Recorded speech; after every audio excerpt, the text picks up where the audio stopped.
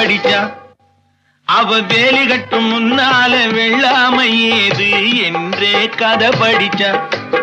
அவன் காதலுக்கும் பின்னாலே கல்யாணம் வருமா என்றே கையடிச்சான்